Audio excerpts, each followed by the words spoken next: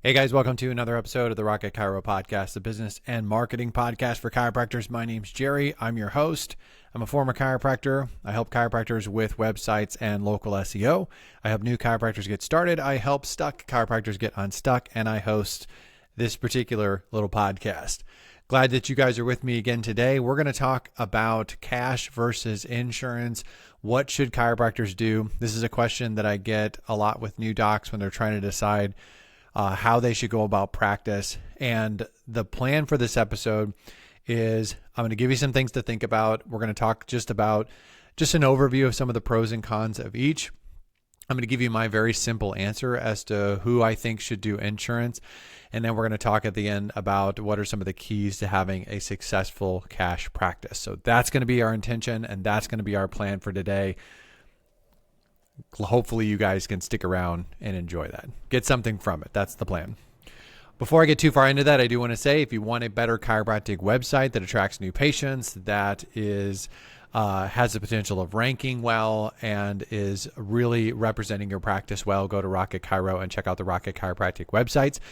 If you want some help with local SEO, getting more patients specifically from the Google Maps, whether you are a client of mine or not, you can go to Rocket Chiro and request more information about my local SEO service. I've been getting some really great results with that lately, and it's something that I have really enjoyed doing. If you are getting started or you are feeling stuck, check out my Next Step program. It's a great way to go beyond the podcast, get some additional information, get some access to me, and just get you headed in the right direction so that you are not stuck or that you're not making a bunch of boneheaded mistakes like I did and like a lot of chiropractors do when they get started.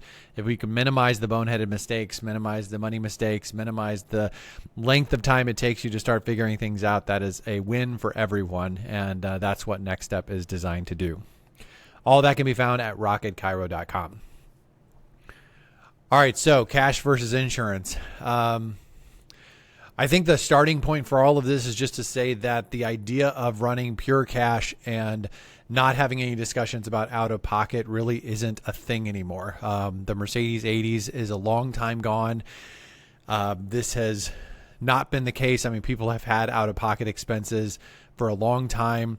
And although there might be some really old people that think that they shouldn't have to pay anything for chiropractic care, I would think that anyone who is 40 and younger probably doesn't have that expectation, and you should not have that expectation of either if you're making this decision. It's not like you're deciding, do I have to have difficult conversations with patients about money, or do I not have to have a difficult conversation because insurance pays for everything?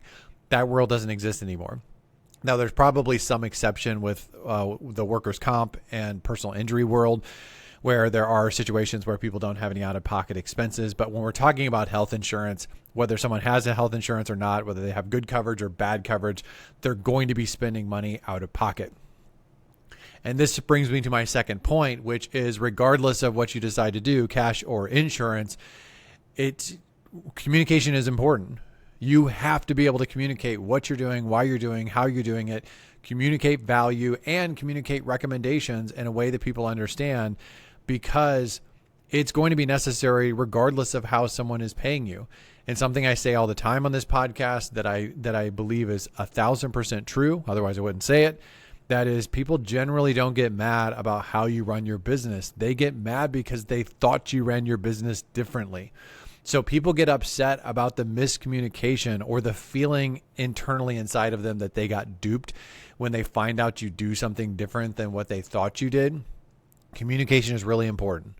Whether you're taking their insurance and they have to pay some out of pocket, whether you are taking workers' comp and PI and what their responsibility is there, or if you're doing cash and you're not dealing with insurance at all, or whether you're giving someone a super bill and letting them try to get reimbursed from the insurance company, no matter how you do payments in your practice, communication is really, really important, and you need to make sure that you're constantly trying to get better at that. So let's talk a little bit about pros and cons. Like, what are the pros of insurance? The pros of insurance are people generally, if they have it, they want to use it. Even if it's crappy insurance, like I don't know what it is about people that they pay for the insurance. They really get a good feeling about using the insurance, even if it's terrible and it's not really helping them out very much. There's a possibility that you'll get paid. I got to move my notes. I'm like, you see me like looking around. I can't see my own notes. Hold on. I'm going to do this. This is exhilarating podcasting right here. It's possible that you could get paid more per visit from insurance. Now, I'm not saying that that's always the case, but if you do have a lot of billable services, there is the possibility that you could get paid more by accepting insurance than by not. There's also the possibility that it could open up a door in the corporate world. If there are companies that have insurance that still pay for chiropractic on some level, if you're a chiropractor in their town that accepts that insurance, the possibility of becoming a referral source for that company, going in and doing like a lunch and learn or screenings and other stuff for those companies, that is a possibility. And those are things that doors that are open up for people that are in network or take a particular insurance that is aligned with a business. So that is a possibility of a good aspect of insurance. Cons of insurance. The cons list of insurance is really growing every single second. Like by the time I publish this, there's going to be more downsized insurance, but delayed payments, insurance coverage is the insurance coverage patient. And what I mean by that is it's the patient that's like, do you accept my insurance patient? Those people tend to make decisions based on their insurance. They decide to choose you because of their insurance. They decide how much care they're going to do and not do because of their insurance. They decide to come back based on their insurance. If their insurance changes, they're going to leave. Anytime you're accepting insurance, you have to deal with the insurance coverage patients. There's billing headaches. If you've ever accepted insurance, you know that there's massive billing headaches and it's a massive drain on your staff. It's a massive drain on yourself. Like it just kind of sucks. And also there's just the declining reimbursement, decreased payments, the things you can bill, how much you get paid for them, all of that's going down. This is not a uniquely chiropractic thing. This is kind of going down across the board in most industries with healthcare. So it's not just a chiropractic thing. So I don't want you to hear me and think that I'm saying that like insurance companies are biased toward chiropractic. And that's probably a different discussion about why chiropractic is not a great fit for insurance. But across the board, reimbursement's going down. It's not just chiropractors. What are the pros of cash? It is more simple. That's one of the biggest pros as far as time goes, billing goes, the paperwork, the headaches, all of that stuff. Your life is just easier if you're doing a cash practice. There's no waiting to get paid. There's no third party involved with the doctor-patient relationship. So the recommendations you're making, the fees that you're charging, like all of that stuff, there's not this like third party big insurance company that's got their fingers in your recommendations of what you're doing and not doing with patients. It also simplifies notes. There are certain things you might have to do or not do. Now, I'm not saying that if you do a cash practice, it justifies taking really crappy notes, but there are sometimes things you do because you're involved with insurance that you wouldn't do otherwise, and sort of goes along with the simplicity thing and third party's not involved. Also, patients tend to be more loyal. If a patient did not choose you because of their insurance, they are not going to go somewhere else because they get different insurance. And hopefully they didn't choose you because you're the cheapest chiropractor in town also, because that presents another problem, which is, you know, as soon as a joint opens up that's like 2 seconds closer to their house than you are, they're going to leave and go to the joint because that place is cheaper. So I'm not at all advocating because you're a cash practice, you need to be the cheapest chiropractor in town. And I, in fact, think if you are the cheapest chiropractor in town, you're probably attracting a different type of person that is a pain in the butt. Then sort of in the same way that the insurance do you accept my insurance patient is also a pain in the butt. What are the cons of cash? If people have insurance, they want to use it. I've already said this, but it is a con of cash. Like if you're a cash practice and someone has insurance, even if it's going to pay for $3 of their visit over 6 months, they just like, I want to use it. I have this thing. I want to use it. Like people are weird about it. It does require better communication from the doctor. I think that if you're a cash practice and especially if someone has insurance and they want to use it, communicating value and communicating what you do and how you do it in a way that they understand and in a way that they're willing to take out their wallet and pay for that in spite of the fact that you may or may not accept their insurance and whatever perceived value there is with them.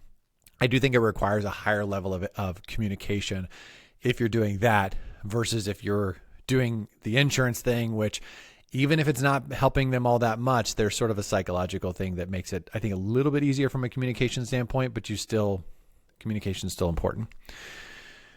I do think that one of the cons of cash is that some chiropractors struggle with it. And this isn't specifically a cash problem. This is more of a poverty mindset issue, that some chiropractors, because they came from a background where they didn't have a lot of money, and I would fall into that category, that I'm not someone that grew up in a rich home. So I'm very aware of the fact that people don't have money, and that people, sometimes are kind of struggling to pay for things. So I can struggle with that sometimes when charging people for things or asking for money or whatever. I think other chiropractors often struggle with that as well. Sometimes it sort of plays on our poverty mindset, and that can be a downside of doing cash. I think it's mentally a little easier to go with the flow and go with the insurance and say you accept the insurance. Another con of cash is you do have to bill appropriately. If you have a practice style that requires you to spend a lot of time with the patient, you have to charge for that time, and you can start getting into some issues. There are some practice styles that are not great for cash if you're not willing to charge appropriately, because you could be in a situation where you're like, hey, I want to do cash. It's like, great. And it's like, I want to charge X amount of dollars, which is a fair amount. And you're like, yeah, and I'm going to spend an hour with every patient. It's like, whoa. wait a second. The math doesn't make any sense. And so you can run into those issues with particular practice styles and stuff. And that's not me saying you can't have a long patient visit and do cash practice. That's me saying that if you're going to do a long patient visit and do a cash practice, you better be billing appropriately. Like, their out-of-pocket expense better be appropriate. Just make sure that the numbers make sense, I guess is what I'm saying. So here's my simple answer as far as who should do insurance and who shouldn't. My very simple way of looking at this is from a return on investment, is it worth it standpoint. Like, that's just how I look at this generally. And I would just say, if you have a practice style that allows you to have a lot of billable services that insurance is still reimbursing, then I think it can make sense to do insurance. Chiropractors that are doing like adjustments only, chiropractors who are doing like non-billable services, it doesn't make sense to play around with insurance very much, because there's just not a lot of upside. Like, you have all of these headaches, and then you have this like, oh, well, the insurance paid for $20 of the person's visit, or $15 of the person's visit, or $5 of the person's visit. The headache is just not worth whatever that little bit that you're going to get, because you're only billing one billable code or something like that. Like, it's just not a great, it just isn't. We don't live in a world where that makes a lot of sense for the average chiropractor who doesn't. Now, if you have a rehab based practice, or there's certain services and certain things because of your license or people you have on staff or whatever, there's all kinds of ways to do it.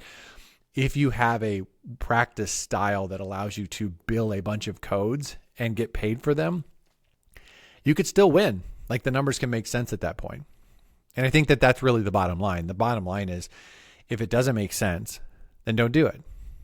And don't try to force it. Don't assume that it's going to make sense. Like, does it make sense for your practice style and what you're trying to do? So in the same way that I tell people, you can't see someone for an hour and a half and charge them $30, like, that doesn't make any sense. The same thing is true. Like, don't say I'm going to accept insurance and it doesn't make any sense. Like, I think one of the bottom lines of all of this is, whatever your practice style is and whatever your decision of how you want to go about running your practice, it should be able to make sense on paper.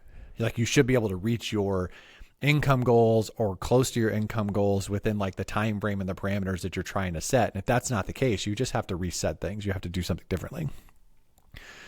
So what are some of the keys of successful cash practice?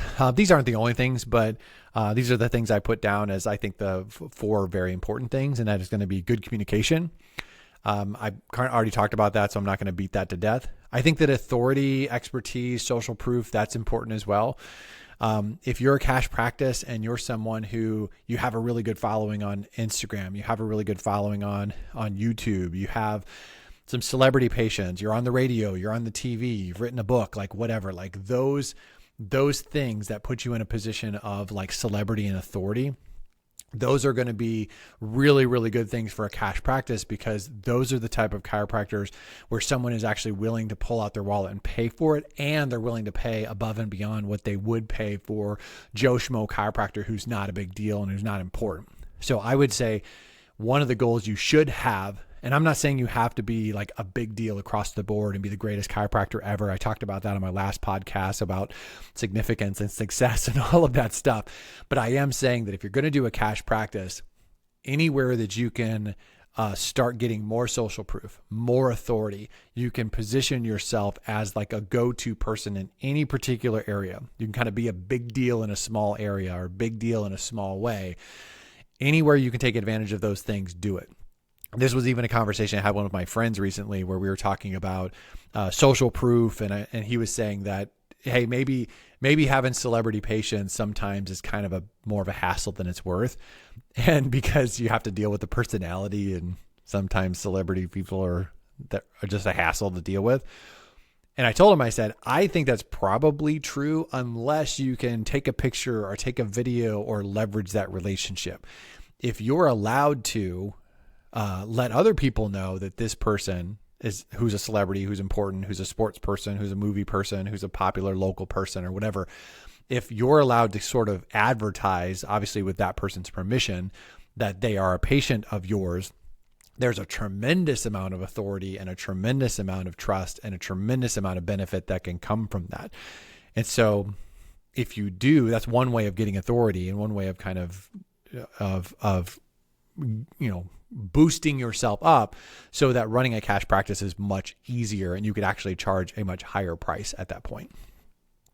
Low overhead's important, especially when you're first getting started. I'm a huge fan of the micro practice model. So if you're a chiropractor who's getting started and you're thinking about doing a cash practice, humble yourself, find a room, 1 or 2 rooms, keep your low overhead really, really low, make your systems really great, which sort of takes me to my last point, which is the other thing that's important is efficient processes.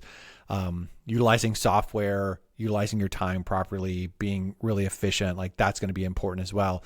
That with low overhead, that's like the sweet combination for going from I'm not making any money to I'm doing pretty well for myself. That's the combination. That's actually even more important than you being a celebrity and a big deal and whatever, because you could have high authority, make a bunch of money, everything else. And if you have a massive overhead and you have very inefficient processes, you're going to find that, that $200,000, $300,000, $400,000, $500,000 you're making a year, it's not enough. It just kind of goes through your hands because you're inefficient and you're doing everything wrong. You're spending all your money and kind of whatever. So if you're going to do a cash practice, good communication, authority marketing or expertise, social proof, like that sort of thing, low overhead and efficient processes across the board. Those are going to be your foundational pieces to be successful as a cash practice. What is my conclusion? My conclusion is I think you can be successful either way, and I think there's plenty of evidence to that. We still live in a world where there are successful chiropractors that are accepting insurance. There are successful cash practices. I think some of the new, younger kind of wave of successful chiropractors, a lot of them are more cash than they are insurance. And that could be an indication of how everything is going to go in the future. It also depends on what country you're in, which isn't something that I talked about here, but there are other parts of the world. I know some of you guys that are listening in are in Australia, and some of my clients are Australia and whatever, it's like different parts of the world, you have a different way of handling insurance. And so when you have a more flat rate, straightforward way of doing insurance, you might just disregard all of this and be like, I don't even know why we were talking about this. Kind of brings me back to that kind of my final point here, which is I think you can be successful either way. It just has to make sense. It's really, really important that you understand your business. And it's really, really important that you are willing to do the things necessary to make your business work. The way you've decided to do practice, there are some key points, some key things that are going to make it work. And you need to be committed to doing those things if you're committed to doing practice in a certain way. All right, guys, that's it. I'm going to go ahead and wrap this up. Thank you for listening to the podcast. Thank you for subscribing. If you have a chance, if you haven't subscribed yet, please do. If you haven't shared the podcast with another chiropractor, I'd really appreciate it if you would. If you would be super cool and leave a review in iTunes or Apple Podcasts, which is called now. I need to stop calling it iTunes. That would be great.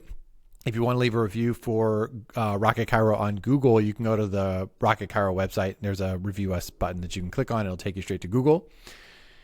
Those are all the ways that you can help me. If I can help you, reach out to me through Rocket Chiro, and I'd be happy to do that, whether it's a website, local SEO, or through Next Step. I will talk to you guys on the next episode. See ya.